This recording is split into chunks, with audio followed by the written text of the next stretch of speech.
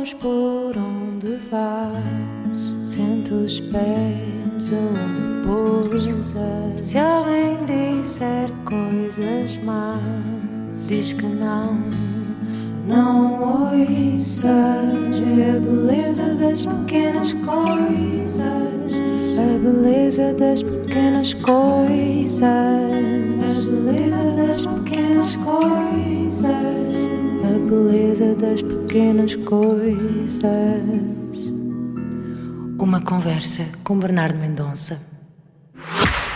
Pare por um minuto. O que é para si viajar? Para nós, na DS Automobil, é uma arte e queremos ajudá-lo a apreciá-la. Mantenha a mente aberta, tudo é uma questão de perspectiva. Se o dia está frio, foque-se no conforto do banco aquecido.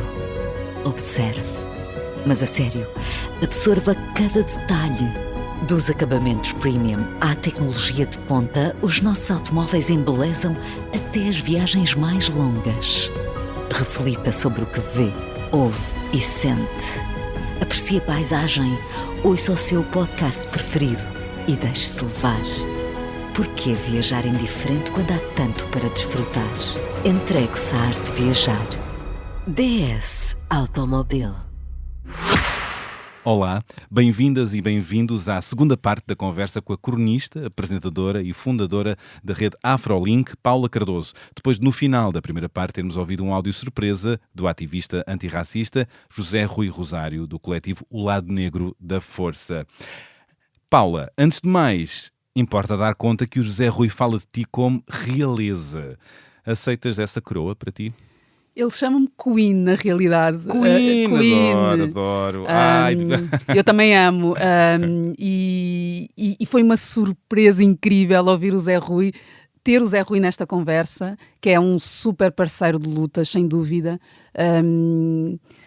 Cresci muito durante o tempo Lado Negro e durante todas as parcerias que tivemos a felicidade de construir juntos.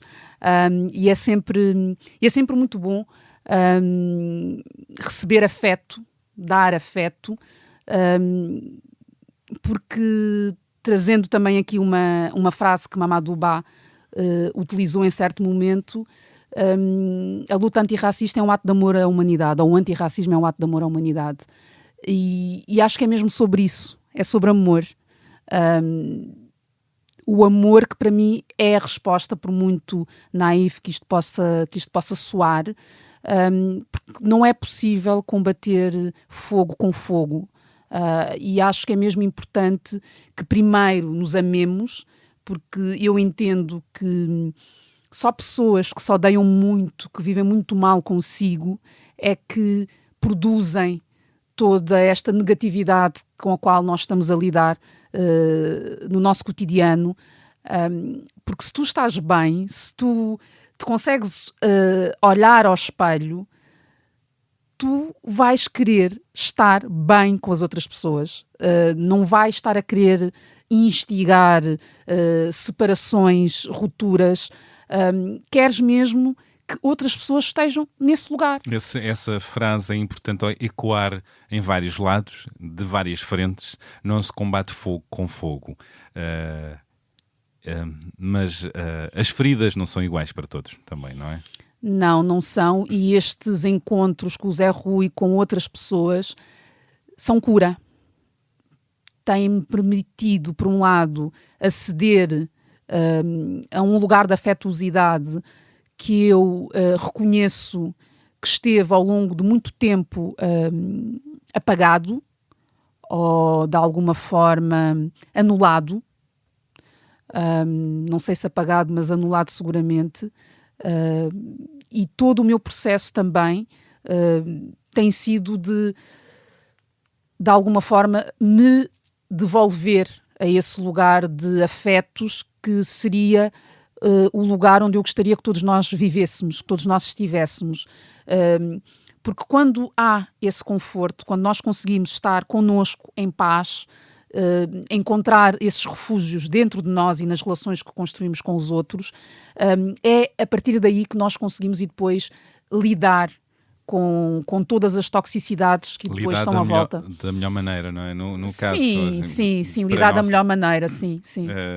Seja lá, que maneira será essa? Vamos à pergunta. O Zé Rui fala do plano escondido, esquecido numa tal secretária, um plano de combate ao racismo e à discriminação. Se esse plano fosse implementado agora, neste governo de coligação, com Montenegro a liderar, quais as áreas seriam mais importantes e urgentes a trabalhar? Este é um plano muito extenso. Aliás, ele foi tema na reunião que tivemos com o Governo, em que o Ministro da Presidência até referiu-se a ele como uma enciclopédia, que aquilo era um bocado pesadão. Não foram estas as palavras que ele utilizou. Enciclopédia sim, mas pesadão não, sou eu que estou a utilizar. Lamentando-se. Que eram muitas medidas e que depois torna-se... Não é execuível. Portanto, não é um plano execuível por causa dessa robustez. E até desafiou-nos a fazer exatamente isso que o Zé Rui está aqui a propor, identificar quais é que são aquelas que são prioritárias. E então? Eu considero que a educação, portanto, o plano tem 10 áreas, para quem não conhece o documento, tem 10 áreas de intervenção, todas elas com muito detalhe a nível de medidas que são propostas, de quais é que devem ser as pastas a implementá-las, só que depois temos sempre este processo de pensar em como é que poderá ser essa implementação. Portanto, não basta eu dizer a educação para mim é fundamental, porque é. Porque é, mas também é um chapéu que tem uma série de especificidades, não é? Como é que se dá acesso às pessoas? As pessoas não partem no mesmo lugar, portanto, como colocá-las no mesmo ponto e os seus etc, não é? O que é isso da educação para todas as pessoas? É preciso, não é só a questão de educação para todas as pessoas, é o que é que tu estás a trazer nos currículos, o que é que tu estás a trazer em termos de propostas, mesmo falando aqui na cidadania, que possibilidades é que esta disciplina oferece e como é que elas não estão a ser cumpridas, estas possibilidades. Portanto, eu quando falei na reunião que tive com o Governo, eu falei no plano, naturalmente, porque acho que é importante que ele saia da gaveta, não é um plano perfeito, mas é um plano que tem medidas que importa implementar, nomeadamente esta questão da revisão dos currículos, portanto, aquilo que nós estamos a ensinar às nossas crianças, exatamente, aquilo que estamos a ensinar às nossas crianças. Só que, ao mesmo tempo que digo isto, lembro que o próprio observatório é uma medida que vem do plano e que foi mal implementada. Portanto, é preciso perceber que não basta ter um conjunto de propostas... No papel. Propostas, mais uma vez, poderiam ser mais ambiciosas, mas é um excelente ponto de partida e foram propostas que foram pensadas por pessoas racializadas. Portanto, elas têm esta força, estas propostas. E porquê é que não avançaram ainda? Porque não há vontade política. Notaste essa vontade política agora? Não, a vontade política começa, existindo um compromisso efetivo, ele tem de estar orçamentado, porque como é que nós vamos implementar medidas, programas, se nós não tivermos dinheiro para o fazer? E este é um problema de base. Portanto, se não existir no orçamento do Estado uma verba especificamente para esta luta, nós vamos continuar a ter este vazio em termos de implementação. Falaste de educação mais... Para mim, porque a educação eu depois acabo por levá-la aqui também para a questão da formação. Não é só a educação pensando em escolas, em estabelecimentos de ensino, mas é também na questão da formação. E esta formação passa por literacia étnico-racial, que os brasileiros falam letramento, né? Letramento racial. Para todas as pessoas, claro. Para todos. A questão é que todas as instituições do Estado, para começar, não é? devem passar por este processo de educação em questões étnico-raciais. Isto é fundamental. Chegando às forças policiais também. Como é óbvio, todas as instituições de Estado, a própria questão da recolha de dados étnico-raciais, que também é algo... Os censos. Precisamente, os censos. Achavas que o censo devia ter esse item? Obviamente, sem dúvida. Não hesito nem uma vírgula. O que é que achas das críticas que dizem que isso podia ser uma arma que pode ir contra as pessoas negras, as pessoas racializadas? Nós já estamos a morrer, Bernardo. O que é que pode ser pior do que este desfecho?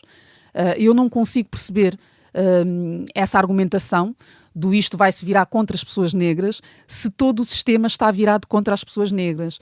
Os dados vão me permitir, pelo menos, poder dizer de forma cabal que pessoas negras com o mesmo nível de formação que pessoas brancas têm uma taxa de desemprego superior, ou pelo menos não estão a trabalhar nas suas áreas, estando a trabalhar nas mesmas áreas, se acontecer essa circunstância, que ganham muito menos, que a sua possibilidade de progressão é inferior, que vivem em bairros das periferias, ou seja, as suas condições de vida são afetadas diretamente, concretamente, a partir da sua identidade étnico-racial. E só assim, fazendo esse diagnóstico, esse retrato, dizes tu, é que políticas mais certeiras podem ser feitas. Sem dúvida, e sobretudo, Bernardo, vais deixar de ter esta lógica dos achismos que impera, que ainda impera, que é a de nós dizermos que temos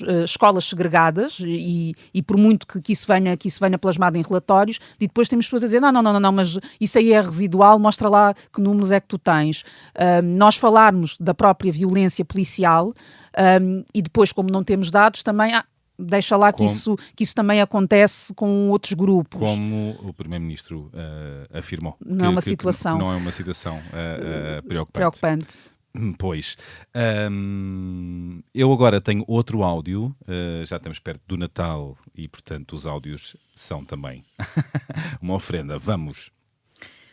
Olá, Bernardo. Muito obrigada pela oportunidade para falar sobre a minha querida companheira e amiga Paula Cardoso. Conheci a Paula em 2019. Na altura ela tinha acabado de lançar o livro infanto-juvenil Força Africana, que chamou-me muita atenção pelo foco na representatividade negra, e eu quis falar com ela, portanto, e assim foi. Marcámos o encontro, falámos e aliás, temos construído uma amizade e uma parceria muito, muito bonita e muito valiosa desde essa altura. A Paula é uma mulher que me inspira muitíssimo pela integridade, pela verdade, pelo propósito, e também é alguém que ajuda-me sempre a manter-me informada sobre várias questões ligadas ao antirracismo, ajuda-me a refletir profundamente sobre o que fazer, como fazer, e temos sempre conversas muito, muito interessantes e transformadoras.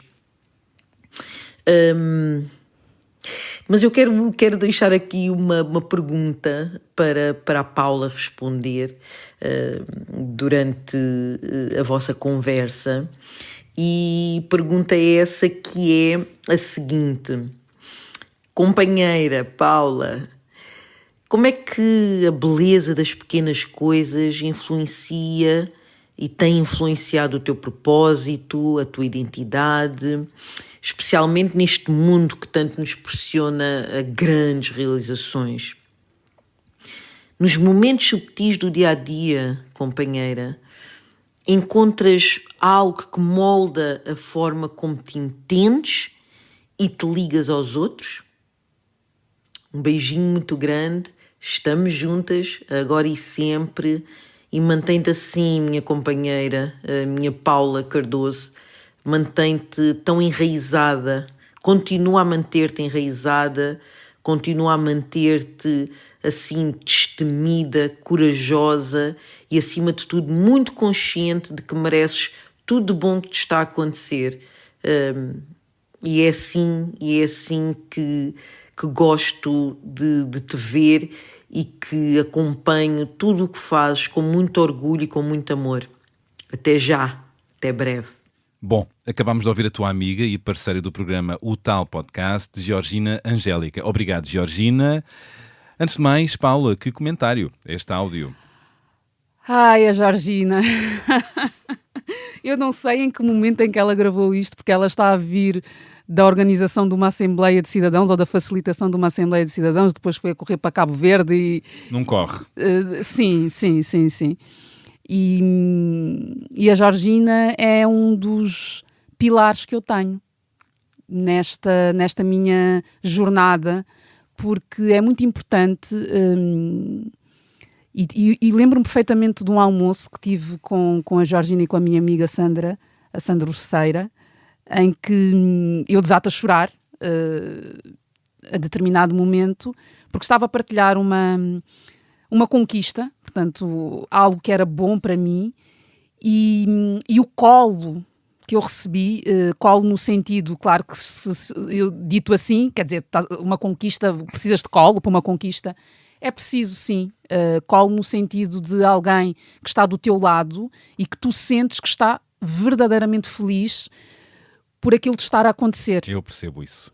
E há algumas pessoas que se dizem amigas que não celebram as nossas vitórias, mas que estão lá para as nossas derrotas. E agora pensem. É isso. E comove-me isso. Comove-me amigos, agora comove-me amigos que nos celebram e que dizem em alta voz elogios e vontades de dizer conseguiste isto, parabéns. Não é tão comum assim, não é, Paula? Não é, e menos comum entre mulheres. Continua a haver muita competição entre mulheres. Nós crescemos com essa cultura competitiva, homens e mulheres.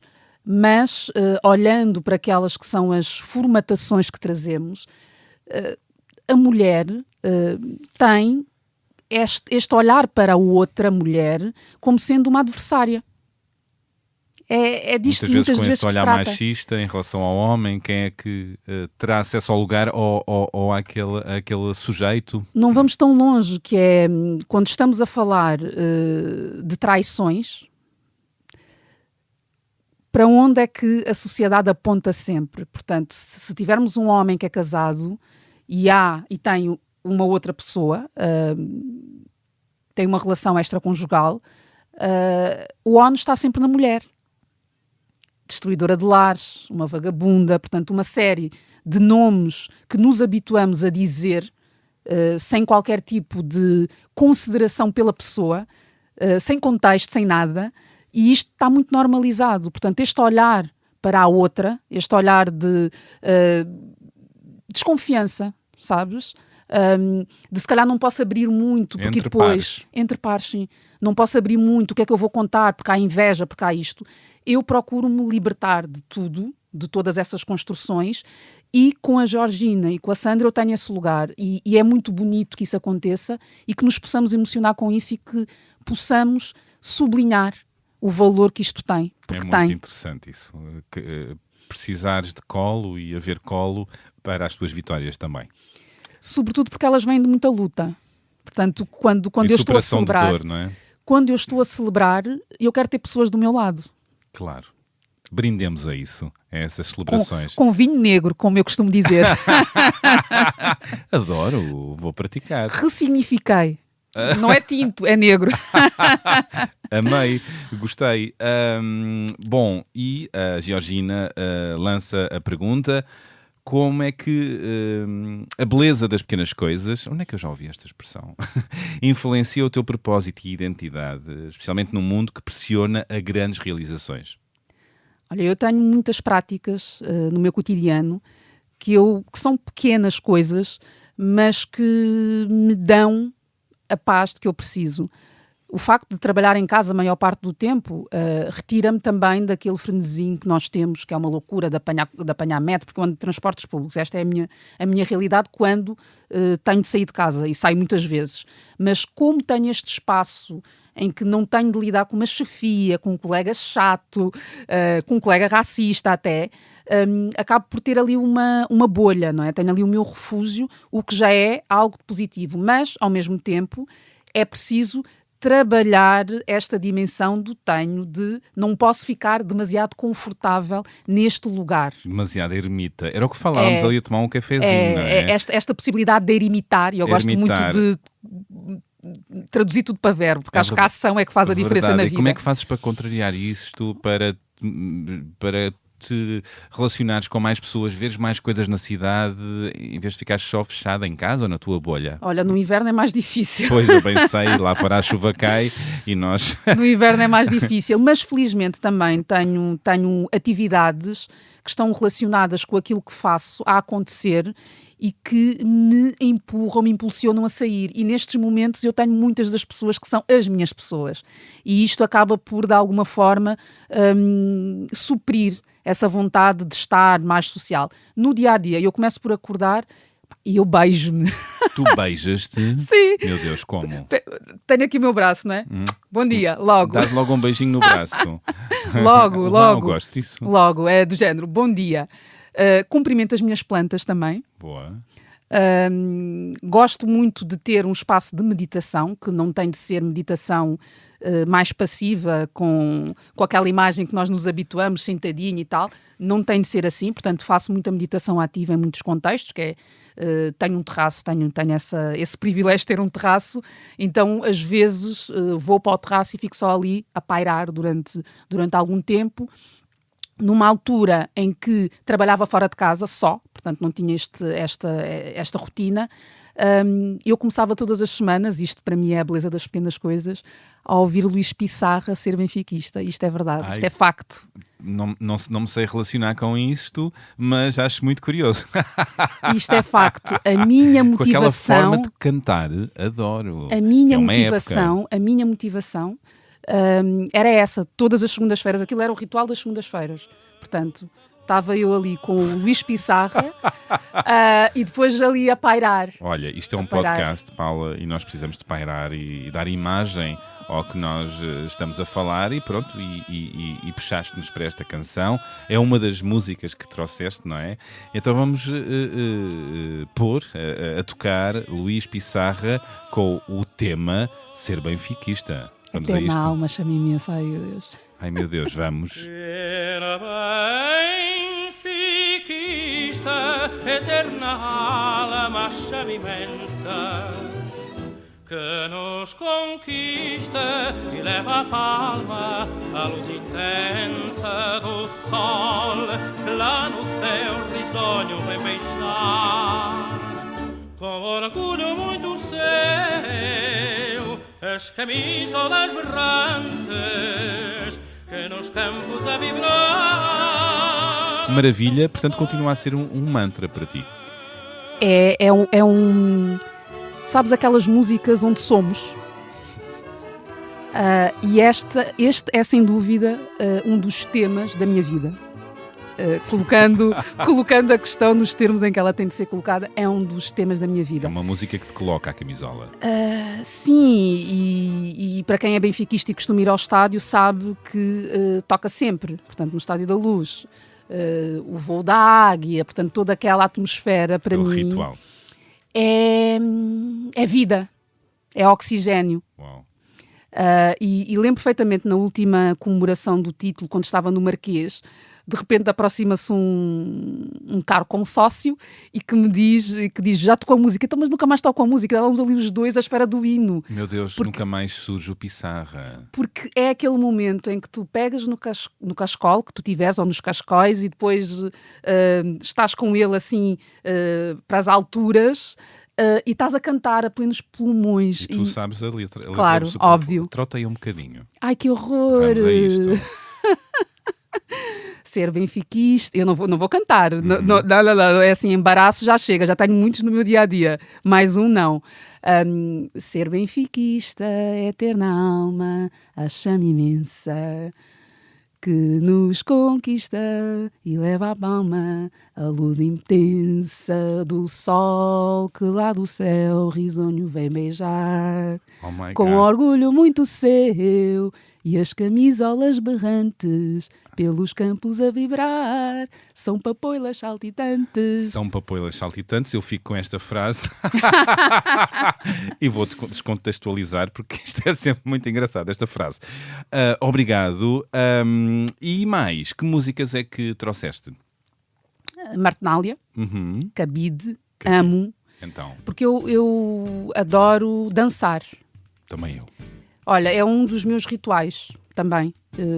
Para mim, a beleza das pequenas coisas está nestes momentos que nós conseguimos criar para nós, connosco. Porque, obviamente, temos as interações sociais, mas quando eu penso em beleza das pequenas coisas, penso na forma como nós conseguimos trazer alegria para a nossa vida, que não dependa de terceiros. Isso é tão importante, não é? É super importante. E a dança para mim é um desses lugares. Então tenho isto em casa muitas vezes. E gosto muito da questão do samba, do pagode, desses ritmos, adoro. E esta é uma das músicas, não só pela letra, porque depois acho que encontro muito de mim na letra também. Sim? Sim, porque há todo um desafio que é lançado ali numa parte, a determinada altura ela canta: quero ver se você tem atitude, se vai me encarar. Então, e toda a música tem muita alegria. E tu és uma mulher com atitude. Aliás, cheia de pinta, super elegante. Ai, obrigada. Eu não pus isto na introdução porque quis dar foco a muitas outras coisas, mas dou agora. Obrigada. Eu fico sem jeito já. Então vamos lançar a música, vamos ouvir o quê? Cabide, Martinalha. Uau, vamos. Fazer sentir mais viva, me apertar o corpo e a alma, me fazendo suar. Quero beijos sem tréguas, quero 7.000 léguas sem descansar. Quero ver se você tem atitude, se vai me encarar.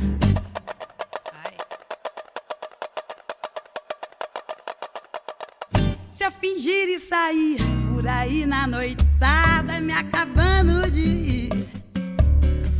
E se eu disser que não... Maravilha. E mais? O que é que podemos ouvir mais? Qual é que foi a outra música que eu propus? Tu disseste Brenda Fassie. África do Sul, claro. Vulindlela. Vulindlela, dito assim à portuguesa, não é? Pois que eu Porque não sei Zulo, é Zulo, a língua Zulo. Uhum. E que, enfim, nas traduções com as quais me fui cruzando, isto é basicamente abrir caminho, não é? É esse o processo. E a Brenda, eu trago a Brenda porque ela representa a possibilidade de quebrar uma série de padrões, de romper mesmo. Ela foi uma figura muito disruptiva na África do Sul, pelos seus comportamentos, por aquilo que dizia, por aquilo que vestia. Toda ela era revolução, porque para mim tem muito esta palavra associada.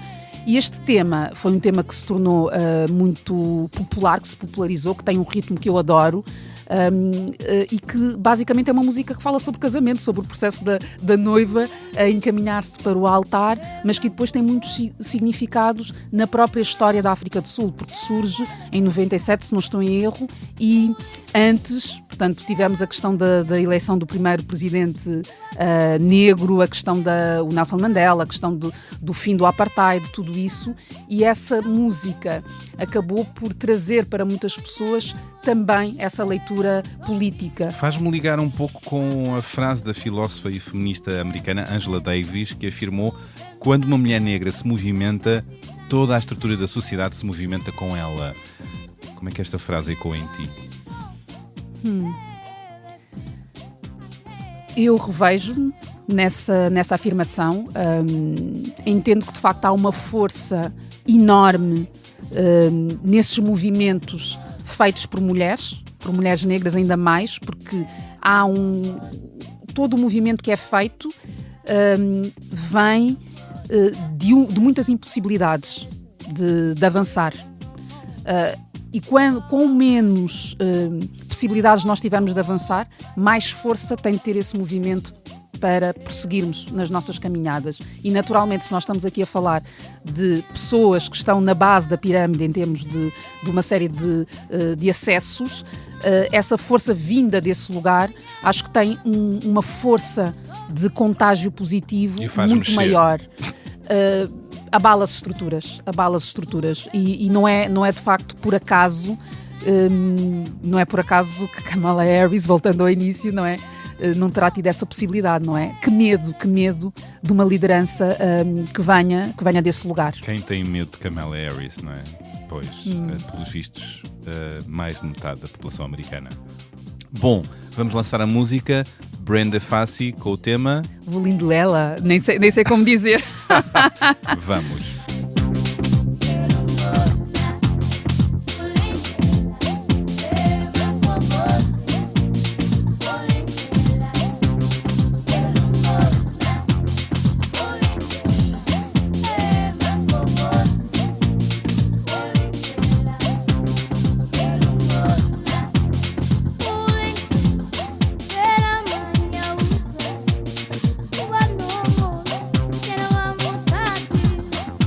Bom, e tens uma leitura, o que é que trouxeste? Trouxe Bell Hooks, a minha Tenho esse livro. Mestre em muitos momentos. Eu resgatei muito de mim a partir de leituras de Bell Hooks. Ah, sim? Sim. Foi também uma cura.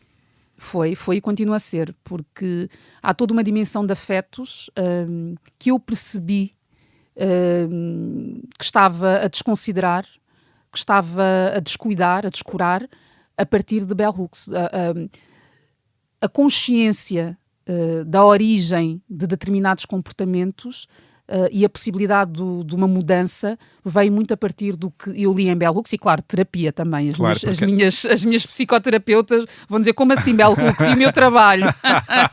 Também há aquela ideia de que nos fragilizamos e somos menos competitivos, menos interessantes, menos validados, na verdade, menos competentes quando somos mais emocionais ou mais amorosos, não é? Mais empáticos, não é? E ela desconstrói isso através da força, no caso do amor, por isso chama o livro Tudo o Amor, não é? Precisamente.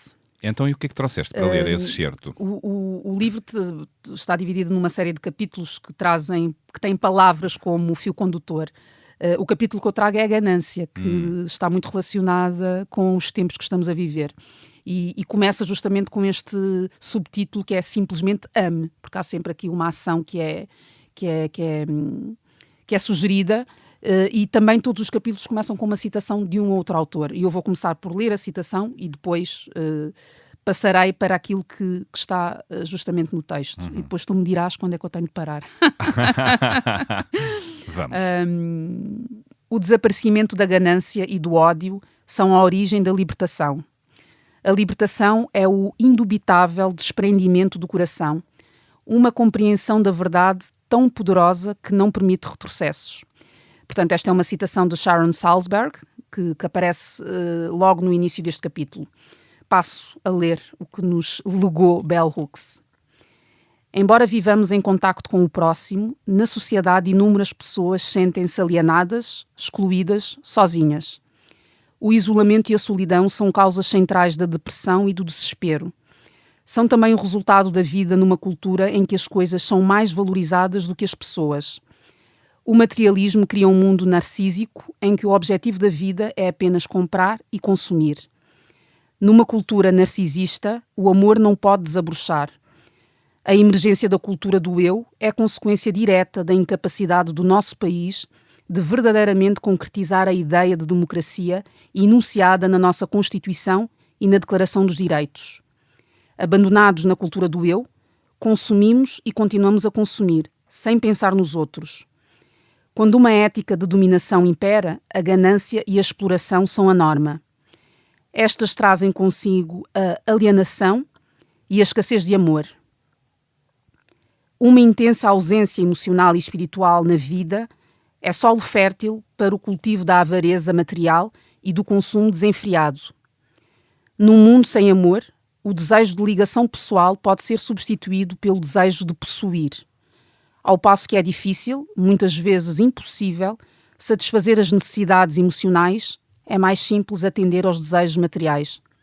O nosso país caiu na armadilha do narcisismo patológico, consequência de guerras que traziam recompensas económicas ao mesmo tempo que enfraqueciam a visão de liberdade e justiça que é essencial para sustentar a democracia.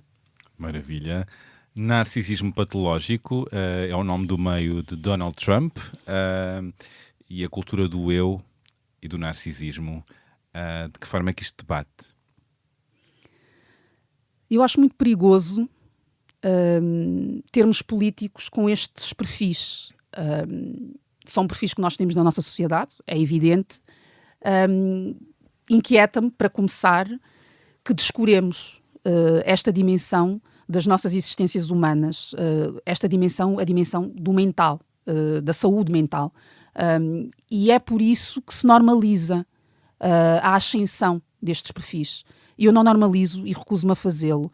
Portanto, eu entendo que estamos, além de toda a narrativa de que já estivemos aqui a falar, do ódio e tudo mais, existe, do meu ponto de vista, aqui uma distorção daquelas que são as realidades, portanto, a pessoa vê mesmo o mundo da forma que transmite, e para mim o perigo principal está aí. E ele foi criado, o monstro Donald Trump foi criado na televisão, num programa de entretenimento que era o Aprendiz.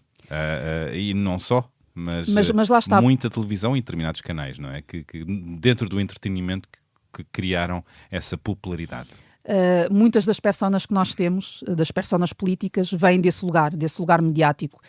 E aqui, para mim, esta possibilidade de ocupação de lugares de poder a partir dessa popularização mais mediática, também deveria ser algo merecedor de reflexão, não é? A quem é que damos esses acessos? Vale tudo pelas audiências? Vale comprometermos a nossa democracia? Por isso, eu vejo, obviamente, todos estes avanços, não é, populistas, com muita preocupação, e não deste lugar que também vejo muito presente, que é isto faz parte do jogo democrático, enfim, agora estão estes, depois vão estar os outros. Não acho que seja indiferente, conforme já refletimos aqui, e também não acho que seja por acaso. Exato. Portanto, esta própria questão do Trump, não é? Eu lembro-me que quando da primeira eleição havia algumas correntes que defendiam que isto era uma persona criada para efeitos eleitoralistas. E mais uma vez, eu não acredito nisso. Portanto, eu acho que esta pessoa é mesmo aquilo. E todo o grupo de políticos que formam o governo dele, não é? Sim, sim. A começar no J.D. Vance e por aí fora, tudo bastante sinistro, e que vai estar no poder dos Estados Unidos. E, portanto, muita gente ainda vota na popularidade, no populismo, no carisma e menos no programa político. Onde é que é no carisma, não é? Porque depois também... O que é ser carismático? É quem ofende mais, muitas vezes, também, não é? O rótulo, e depois acaba por, de alguma forma, boa reflexão. ser direcionado para as pessoas que... O que é ser carismático? É ser mais agressivo? É falar por cima de... por aí fora? Não, o que é que tem pesado naquelas que são as avaliações das performances em debates? Isto também deveria merecer reflexão. Muita reflexão, e estas conversas, estes momentos também serão para isso, para que a conversa não fique por aqui. Tudo do Amor, de Bell Hooks, foi o que nos trouxeste. Aconselho de facto esta leitura. Como é que tu te relacionas com o amor e a sexualidade? O que é que tu dirás sobre isto? Tu já estás na casa dos 40, como eu. Adoro a casa dos 40. Estou nos 45 mesmo. Ai, uau! Estou nos 45. Hoje relaciono-me com o amor como um lugar de possibilidade que não existia, que eu não considerava sequer. Não? Não. Então, porquê? Porque quando tu cresces, mas aí também tem que ver com o conceito de amor, que para mim hoje em dia é muito mais abrangente do que propriamente uma relação romântica, mas que naquela que é a formatação mais clássica, está muito ligado a. E eu nunca fui a rapariga para quem olhavam. Portanto, pensando aqui na adolescência, não. Portanto, não tendo essa atenção, no caso, portanto, eu sou hetero, não tendo essa atenção dos homens, aquele lugar de me cumprir a partir de um relacionamento, me cumprir ou me tornar mais pessoa, mais humana. Mais realizada. Sim, é uma questão de... eu digo sempre isto, eu não acho que ninguém nos vem preencher, nós temos de estar inteiros e inteiras, e depois a outra pessoa tem de vir acrescentar aquela que é a nossa vida. Mas eu não colocava sequer essa possibilidade, ou seja, eu sempre quis, ou durante muito tempo quis ser mãe, eu não sou mãe, mas durante muito tempo quis ser mãe, e é curioso que eu ambicionava a maternidade de um lugar sem companheiro. Porquê? Mais uma vez, vem de lugares de profunda dor, esta questão de quando tu nunca és escolhido, não é? Quando existe essa circunstância, tu começas a achar que não és merecedora dessa atenção. E desse amor. E desse amor, sim. Portanto, de uma forma muito direta e sendo brutalmente honesta, eu não achava que era merecedora de ser amada, de ter esse espaço de relação positivo, sabes? Já superaste isso, a terapia terá ajudado? Primeiro, a terapia ajuda a perceber estes processos e como é que tu, em muitos momentos, acabas por sabotar possibilidades. E eu sei que sabotei em alguns momentos, e não estou a dizer que não continuo a fazê-lo, mas... Até porque sabotar poderá estar relacionado com evitar a dor, evitar a desilusão. Há esses processos, sim. Ou seja... E é um processo contínuo. Sim, porque dói amar em muitas circunstâncias, não é? E quando tu já tiveste o coração despedaçado, não é? Ali estraçalhado, não queres passar pelo mesmo, então fechas-te em muitos momentos. E é muito importante também percebermos quando é que isso está a acontecer e perceber se conseguimos sair dali, porque eu muitas vezes dei por mim a dizer, sim, mas eu agora estou pronta, estou pronta para receber amor, estou pronta para estar numa relação. E depois percebia que afinal não estava. E essa consciência de nós próprios é importante na vida, não é? É daí que vem crescimento. Tu percebes como é que estás em todos os momentos, tentares ser melhor pessoa para ti, para os outros, porque essa generosidade connosco tem de existir. Tem de existir. E estamos conscientes do que é que nos faz bem e não nos faz bem, e também para os outros, não sermos tóxicos. Esta palavra agora mais usada. Sim, mas eu diria que hoje eu permito-me o que é um avanço em relação ao meu ponto de partida, é sem dúvida um avanço. E depois em relação à própria sexualidade, eu acho que é importante que nós a vivamos na medida daquilo que entendemos que nos satisfaz, que nos realiza, que nos... Sermos livres nisso, plenos nisso, ir em Sim. busca, sem medos. Enquanto mulher, sentes que estás a agarrar mais os teus desejos, as tuas vontades, as tuas narrativas. Olha, eu já fiz retiros de sexualidade, portanto... My God, vamos só explicar o que é isso.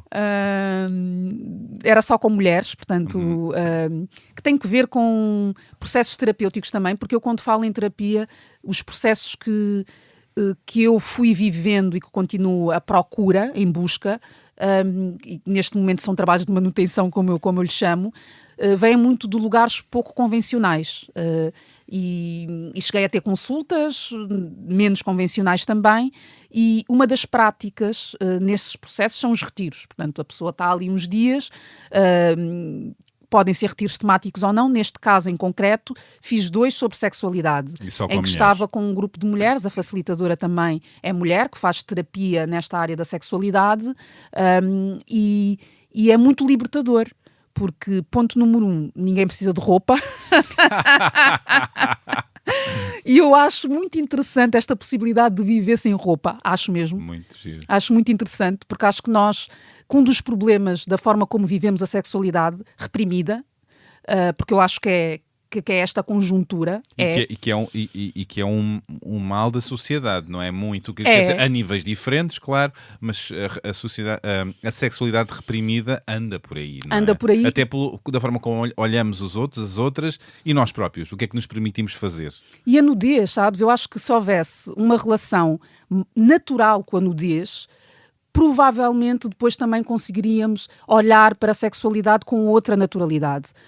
E eu defendo essa possibilidade de vivermos o que tivermos para viver, sendo que nestas escolhas, eu acho que sempre, para mim, a bitola está sempre na consciência. Portanto, fazer aquilo que eu quero fazer, sim, dentro do meu nível de consciência. E estás muito mais ligado ao teu corpo e com mais liberdade para o viver, não é? Sem dúvida, e até com brinquedos, malta. Usem brinquedos. Eles estão aí e cumprem funções. É verdade, sejam felizes. E criativos. E agora que se aproxima o Natal... Ofereçam brinquedos. Ofereçam brinquedos, é isso. Agora pensem e reflitam, mais um tema a refletir. E desfrutem. E desfrutem, claro, exato, prazer. Ocorreu uma outra imagem menos divertida, bastante dolorosa até, e que acho que quem tem um mínimo de consciência terá ter tido impacto a ver aquela imagem daquela rapariga no Irão que tirou o hijab, não é? E ficou de roupa interior e numa universidade, numa altura em que a repressão para com as mulheres e jovens está muito maior, e ela foi detida e não se sabe o que lhe vai acontecer. O que normalmente acontece, essas mulheres não é nada de bom, na maioria dos casos são assassinadas. Sim. E, portanto, a relação com o corpo da mulher como ameaça no Irão, mas a outros níveis também se sente na nossa sociedade, não é? Sim, e falando de um lugar de mulher negra, há muito associado ao corpo uma hipersexualização. Esta ideia de que nunca estive com uma negra, como é que será? Como é que será? Sim. O exotismo e este acentuar das características físicas quando se está, por exemplo, no domínio dos anúncios publicitários, não é? Porque estas mensagens que nos acompanham e as imagens, e depois acabam por, de alguma forma, dar força a estas construções preconceituosas que trazemos. Eu lembro-me a determinada altura que havia um anúncio, que até era em Moçambique, que era sobre uma cerveja, e o mote era: esta preta é muito boa. E, claro, houve contestação, felizmente, de uma série de associações feministas e não só, e lembro-me de partilhar isto com alguns amigos na altura, e que diziam que não havia um problema nenhum, porque a cerveja preta era... Exatamente. Mas todo o imaginário que está associado, primeiro, ao uso do preta, a mulher, porque depois há sempre esta objetificação, não é? Que é também quando nós pensávamos nos anúncios, agora já mudaram, mas os anúncios dos carros, não é? Havia sempre a mulher associada, não é? Exato. Esta coisa do troféu, não é? A mulher troféu. A mulher troféu, e também este olhar para a mulher também como interesseira, não é? Porque subjacente está esta ideia de que tens um carro melhor, vais ter uma mulher toda quitada, não é? É um sistema que se alimenta, não é? É toda uma cultura em que elas e eles, por razões de sobrevivência ou razões culturais, lidam com esses códigos, não é? Ou foram lidando, e importa refletir sobre isso. Elas e eles, não é? Porque é uma desconstrução não só deles, também delas, não é? De vocês, mulheres. Somos todos parte desta sociedade, e muitos... E pronto. E assim como há mulheres machistas por aí fora, também, sem consciência da questão que sofrem, no caso. Bom, muitas mulheres votaram em Donald Trump, no caso também, não é? Ele tão misógino. E cá, quantas não votaram na extrema-direita também? É isso. E aliás, a extrema-direita tem uma deputada, lá está. Bom, esta conversa... mais vocais até. Das mais vocais. Silêncio. Então... Obrigado. Esta conversa foi maravilhosa. Como assim? Já chegamos ao fim. Tenho ainda esta pergunta. Há outra que eu já não vou fazer porque já foi colocada pela tua amiga, a Georgina. A vida tem sido boa para ti? A vida... Isso é uma pergunta que não consigo responder sim ou não. Porque acho que não é uma pergunta de resposta sim ou não, porque não é linear. A vida já me deu e continua a dar muitas coisas boas, maravilhosas, que eu valorizo e que eu celebro com muito entusiasmo, mas também já me deu e continua a dar também umas coisinhas menos simpáticas.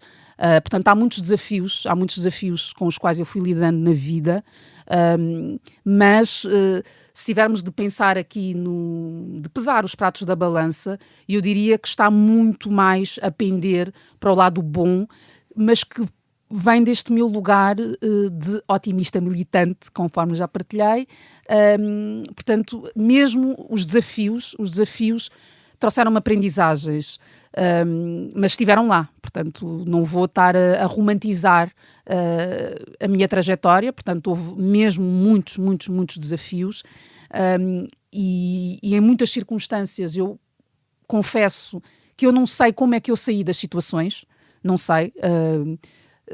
Tenho sempre uma força comigo que acho que vem da minha linhagem, obviamente, dos meus pais, dos meus avós, de todas estas pessoas que me antecederam e com quem não tenho laços de consanguinidade, mas que lutaram para que eu esteja cá hoje. E sinto que existe essa força em mim, a força da ancestralidade, que é um palavrão também que se tem utilizado muito, mas sinto mesmo que está comigo. E que dá força. Sim, porque, conforme te disse, eu não consigo olhar para muitas situações que me aconteceram e que continuam a acontecer apenas como sendo resultado da minha intervenção. Exato, e o ativismo também tem-te empoderado e trazido ferramentas, não é? E consciência. Trago para aqui, muito rapidamente, eu há dias estive na Livraria Travessa, na apresentação do livro da escritora brasileira Eliane Brum, com o livro Meus Desacontecimentos, já agora fica a dica, e na ocasião, perante uma das perguntas sobre o seu lado de jornalista e escritora ativista, ela respondeu: quem não é ativista atualmente ou está morto ou em coma. Como é que te relacionas com esta frase?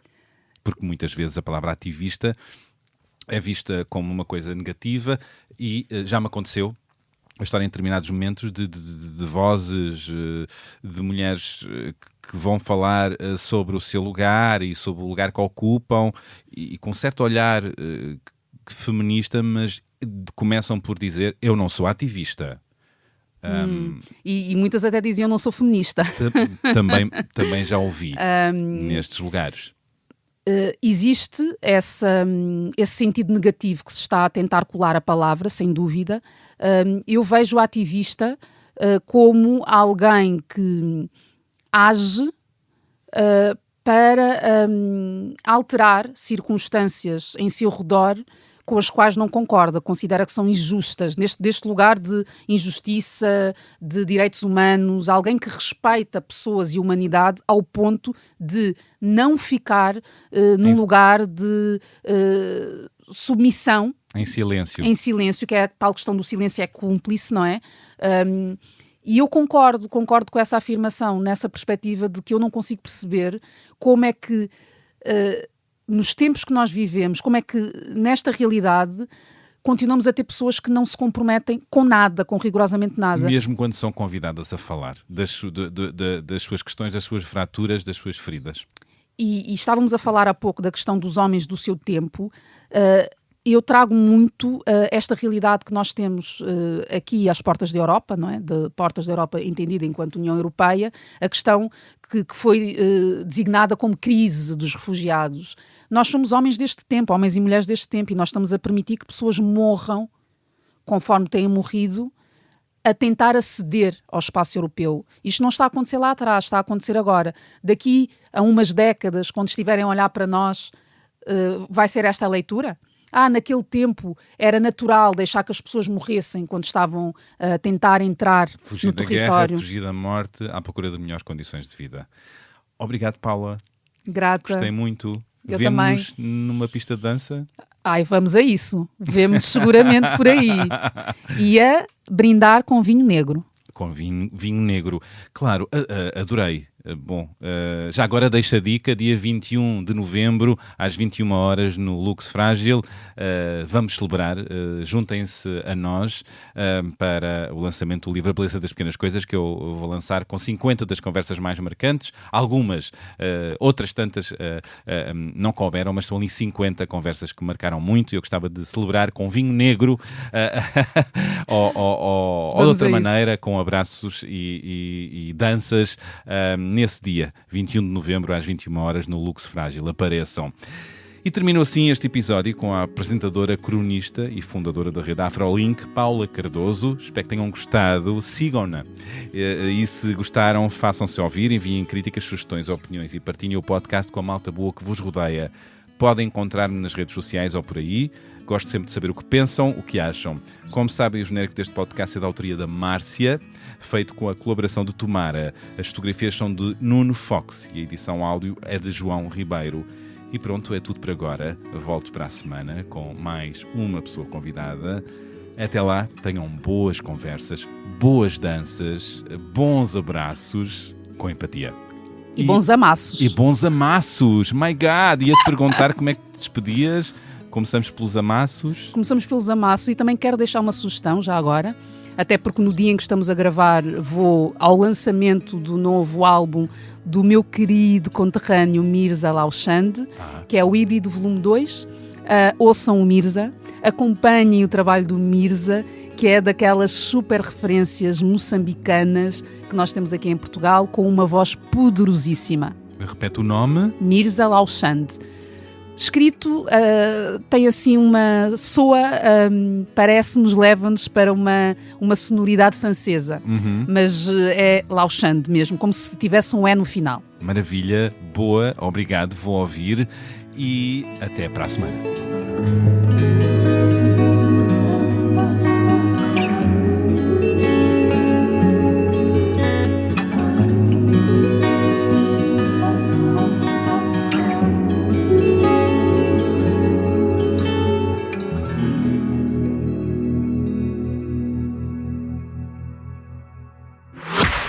Pare por um minuto.